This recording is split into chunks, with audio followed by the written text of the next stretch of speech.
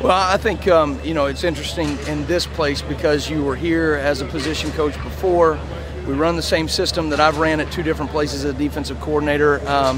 But you know, everybody has their own twist on things. That's what the defense over the years has always evolved from when Tom and I were under my dad at Ole Miss to when he branched out and I branched out. And so starting to kind of feel those different nuances and the things that we do, but yet at the same time, we are who we are. And this defense has been really good for the last few years. And I think we've got a younger group of players that their bodies right now are at a different level. And so watching them coming out here and seeing how they execute is pretty exciting. You've been the DC at two other stops before here. How much does that help you smooth the transition over and just kind of slide right into that role? Well, I think, you know, from an organization standpoint, I know exactly what I want off the field, what we want on the field. So there's very little, like, you know, talking it through, hey, this is how we got to do this and how we got to do that. That transition's even less because we've already done a lot of the same things for the last 3 years here. So there's no question. I mean, you know, I thought when I was a defensive coordinator at Eastern Illinois at 26 years old, I was like, man, I'm ready, I've arrived, you know what I mean? So happens that the next year I actually became a better coordinator and a better coordinator after that, so. Let's go, John. First couple of days, it seems like you guys got the secondary I mean, I think our team's speed right now is tremendously improved from where we were a year ago, you know, and I think you got to credit Matt Ray and Dave Ballou and what they've been able to do in the weight room. I think you got to credit the job that we've done recruiting here over the last couple of years, and now we're starting to see that on the field. And to be honest, when you put when we walked out there yesterday, and those guys started moving around, and then you saw it again on the film, it was pretty exciting to see that come to fruition. What is your approach, defensive back turning and looking for the ball, safety or cornerback? How do you view that?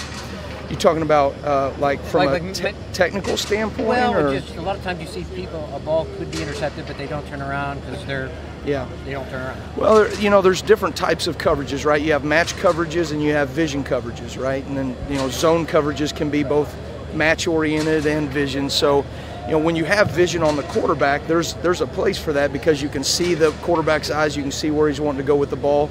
You match the routes that he's going to see, and then you go break on it, right? But at other times, you got to have some more match coverages where we're not so worried about the ball, right? We're trying to match the route and take away the space. So, you know, I think sometimes what you see is a vision coverage where you can go attack the ball, and other times where it's a match coverage, you know, we're telling put our eyes on our man. So, you know, it varies. You were first introduced as defensive coordinator, and how you described the identity of what you wanted this defense to be was 11 bad jokers ready to inflict their will on your opponent when they came on the field. I know it's, you know, only the second day of spring practice, but how much closer do you feel like you guys are to kind of matching that style of play that you want?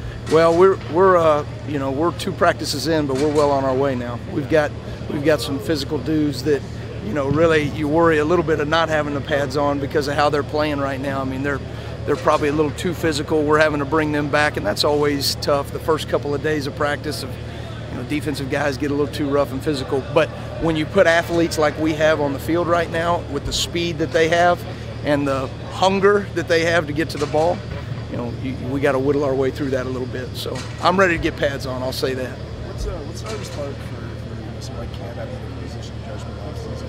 Yeah, I'm sure he's going to make that transition, but is there something maybe we don't know that's kind of tough for the player to do something? Well, you know, in some ways you can see it in a couple different ways. Cam played so many different positions in high school that he never got to settle into one position. So last year was like, wow, I only got to learn one spot at Husky, you know.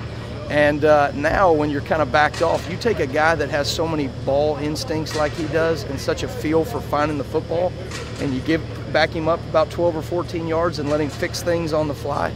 I mean, in 2 days right now, I mean, you know, they all make mistakes, but right now he looks like a different dude.